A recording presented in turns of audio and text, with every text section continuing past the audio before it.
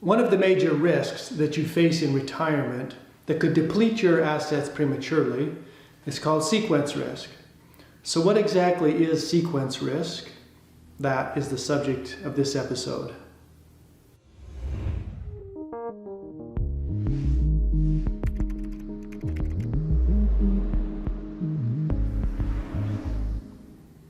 Welcome to another episode of the Financial Fast Lane.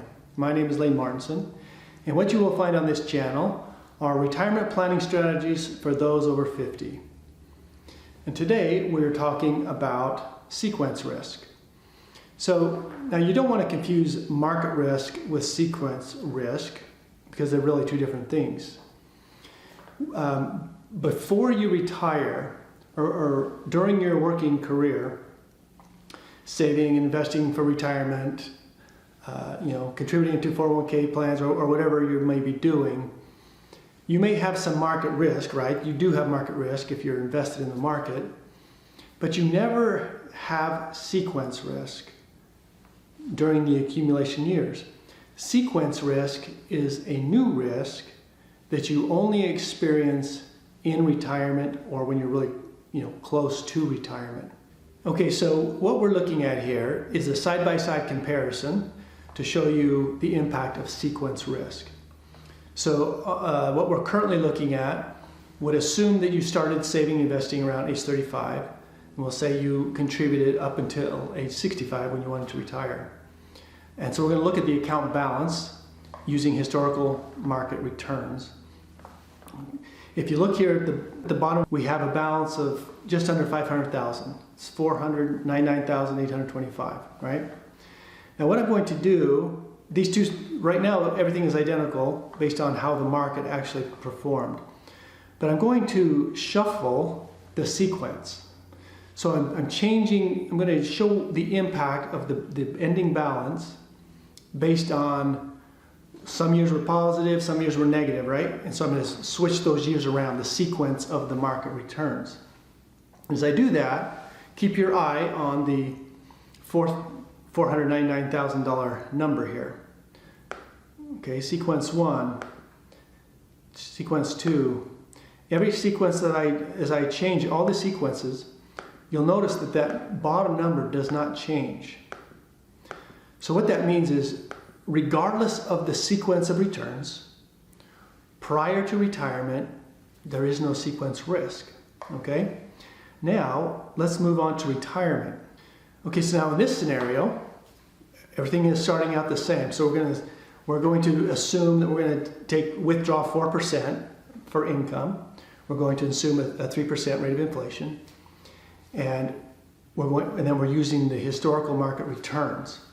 Okay, now I'm going to, because we don't know what years are going to be positive, what years we're going to have losses in the market. And so as I shuffle them, that's where sequence risk becomes a major factor.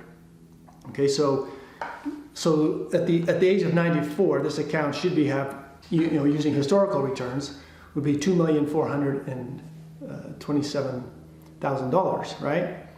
So I'm going to shuffle now. And you can see that the bottom number changes drastically depending on the sequence of the returns. And this particular sequence is not very good, and this one's even worse. So there's a scenario where, based on the sequence, this account has completely run dry at age 80. And so the income did not last well. So let me show you this in another example. So in this example, we're comparing two different couples. Okay, so we have the Coopers and the Bradys. Everything about these two couples are identical except for one thing, and that's the sequence of returns. So at age 65, they both have $500,000 invested in the market. They both are adjusting for inflation at the same rate. They're both taking the same withdrawal rate. They're even getting the same average rate of return. They're getting a 9% average rate of return in this example. However, if you look at this graph, you'll see that the red represents the Cooper's portfolio. And prior to age 80, they have completely depleted their assets because they were unlucky. They received a negative sequence of returns. The Brady's, on the other hand, were very lucky, and they had a different sequence of returns. And you can see that they have, over $2 million at age 95 surplus, demonstrated there by the big green graph. And so you think, how could it possibly be that drastic when everything is the same except for the sequence? And it has to do with the timing. So if there were negative returns in the market early on in the retirement, like it was for the Coopers, then they're not really able, they experienced some losses in the market and they weren't really able to recover because they're pulling money out for retirement, which makes it very difficult to recover. Let me show you another example. Okay, we have Ken and Karen and Paul and Peggy. Similar situation, they're both retiring at age 65. Both couples have $500,000. In this case, they're both withdrawing 5% per year for income. They're adjusting for 3% for inflation, and they're both getting an average rate of return of 6%. Well, you can see that Ken and Karen completely deplete their assets by age 78, while Paul and Peggy at age 95 have a surplus of $980,000. Same rate of return on average, only difference is sequence. So sequence risk is something that you got to understand and you got to prepare for or plan for. And there are certainly strategies to help with that. So as you're getting close to retirement age, you're getting close to what we call the danger zone. And it's generally about 5 years prior to retirement, and then the first 10 years of retirement is really when you're going to be most susceptible to sequence risk. That is the danger zone. And so if you experience significant loss during that time frame, during that danger zone, there's a good chance you're not going to be able to recover, and you would ultimately deplete your assets prematurely. And so there are strategies. There are ways to protect against sequence risk.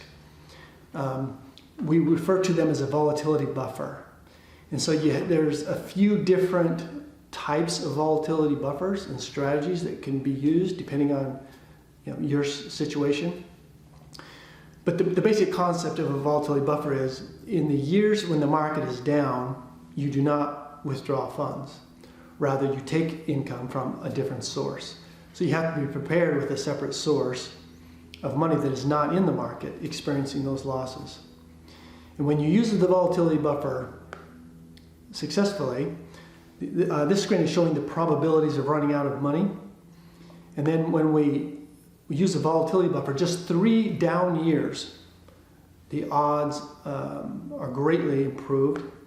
If you were to use a volatility buffer, say over 9 years of your retirement, you almost can take sequence risk completely off the table. But you got to have a good plan, and you got to make sure you know how that works. I hope you found this educational and beneficial. Please subscribe to the channel if you have not, and I look forward to seeing you in the next episode.